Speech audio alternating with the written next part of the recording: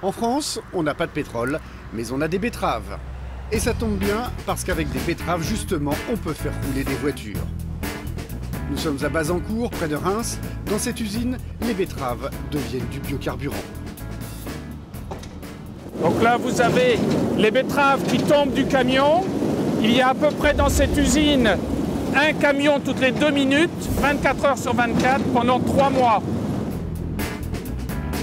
Avant de finir dans votre réservoir, les betteraves sont d'abord nettoyées dans cette énorme machine à laver, puis hachées en copeaux et mélangées à de l'eau chaude afin d'en extraire le précieux sucre. C'est ce sucre qui devient, après distillation, l'éthanol que vous retrouvez à la pompe. Dans l'essence E10, on compte en effet 10% d'éthanol issu en France de la culture de betterave ou de blé. Il y a aussi des plantes dans le diesel.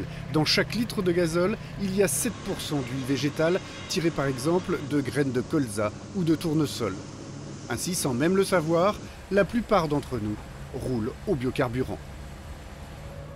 Si certains pays comme la France ont décidé de miser sur les biocarburants, c'est pour leur qualité environnementale, qualité mise en avant par les industriels. Bien, l'intérêt des biocarburants, c'est essentiellement de réduire les émissions de CO2. L'idée, c'est que grâce à la photosynthèse, les plantes utilisées pour les biocarburants stockent le CO2 de l'atmosphère. Elles réduisent ainsi les rejets de gaz carbonique dus aux voitures. On obtiendrait donc une énergie plus propre et qui a l'avantage de se renouveler chaque année.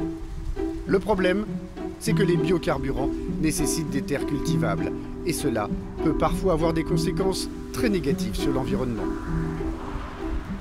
Cet économiste a analysé toutes les études existantes sur l'impact des biocarburants et le résultat de son enquête n'est pas tendre.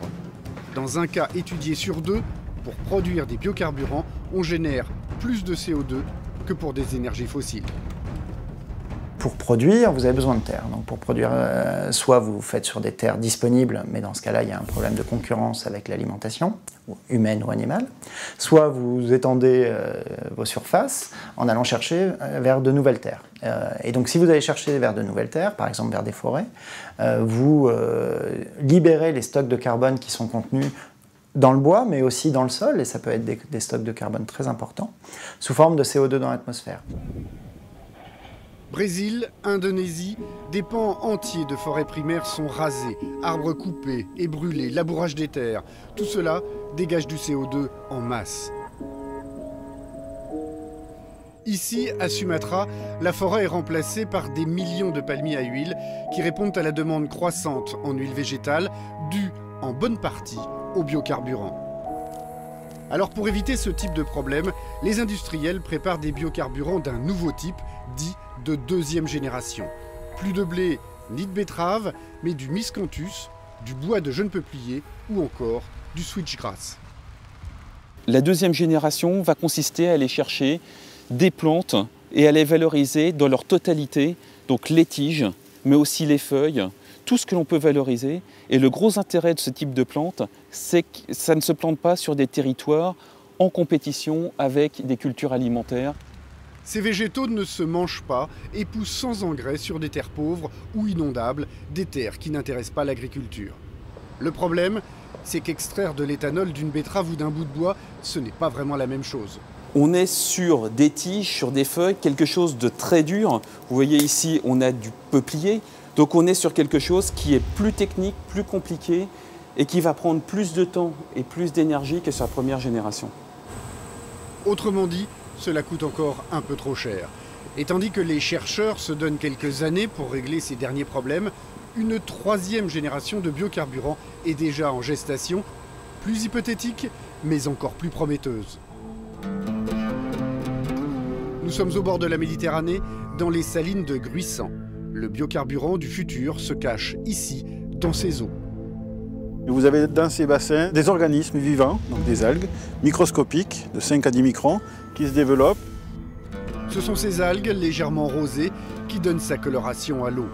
Dans ce laboratoire, les algues, une fois nourries, deviennent vertes. Il y en a beaucoup là-dedans ? Là, vous en avez quelques millions par millilitre. Tout comme le colza, ces algues produisent des lipides qui permettent de faire du biodiesel, mais avec un rendement jamais vu. On peut imaginer par hectare produire 10 à 30 fois plus de biocarburant que des plantes terrestres. Plus besoin de terre, mais seulement d'eau. Non potable, de l'eau salée ou même usée suffit. Un jour, les bassins de culture comme celui-ci se compteront peut-être par centaines et la Camargue sera peut-être notre Arabie Saoudite. Mais pour l'instant, le carburant à base d'algues coûte entre 3 et 10 € le litre. Il faudra encore attendre une vingtaine d'années pour que votre plein soit en partie un produit de la mer.